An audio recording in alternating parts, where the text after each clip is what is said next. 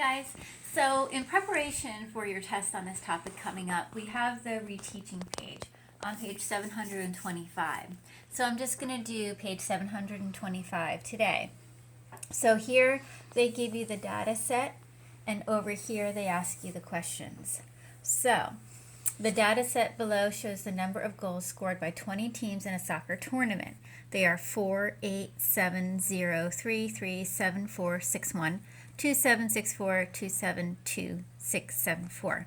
And they put all of those values along the bottom number line. These numbers represent the number of goals scored. So as you can see, the 4, here's 1.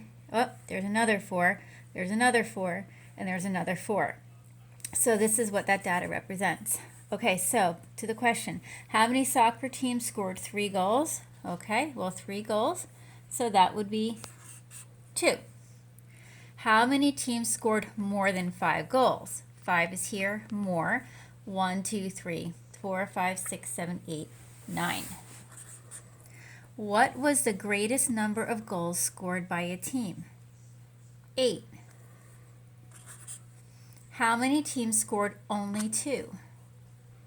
It looks like 1, 2, 3 teams scored only 2 goals. And what is the difference between the greatest and the least number of goals scored? Well, the greatest was 8 and the least was 0. So I guess that would be 8 goals. Okay, so that's how you read the data. Now let's look at set B. Now here they're using fractions, which of course can get a little bit trickier. Draw a number line from 0 to 3, 0 to 3. Mark the number line in fourths, and you can see 1/4, 2/4, 3/4, 1. 1 and 1/4, 1 and 1/2, 1 and 3/4, and 2. For each response, play a dot above the value on the number line. So these are hours spent reading books. Okay? So sometimes a number line can be broken into fractions. So let's look at the question. Remember, you can make a line plot to show and compare data. Use the information below to make a line plot about Patrick's plants. Patrick listed how many inches his plants grew in 1 week, and here's your data set. So what they want us to do is plot the dots like they did on the left side. So week 1, we have 1/2. So I put 1 dot for 1/2. Then we have 3/4. Then we have 1 and 1/2, and then we have 1/2 again, and then we have 1 and 1/4, 1 and 1/4 again, and then we have 1. Okay, so we completed the line plot. How many dots are on the line plot? 1, 2, 3, 4, 5, 6, 7. And you can see that there's 1, 2, 3, 4, 5, 6, 7. Uh-oh, did I miss one?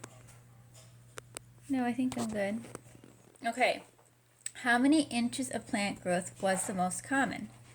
I must have, see now they're asking me, so I must have missed a, oh I know, look, 1, 2, 3. I missed a 1/2.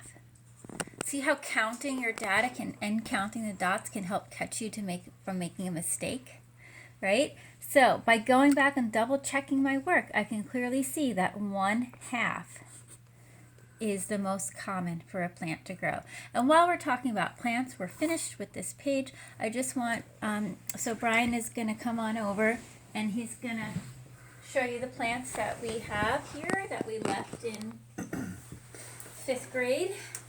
So these are the plants. This was the one in the closet. Oops, see, I kind of saved it. Now I have it in the light, and here are our plants that we're growing in the classroom. A lot of them are doing very well, even the spearmint. Okay, so I hope this helps you understand line plots, and I will see you another day. What's that? So you don't want to change a 7 to an 8? Oh, look at that. Mr. Fellner is on it.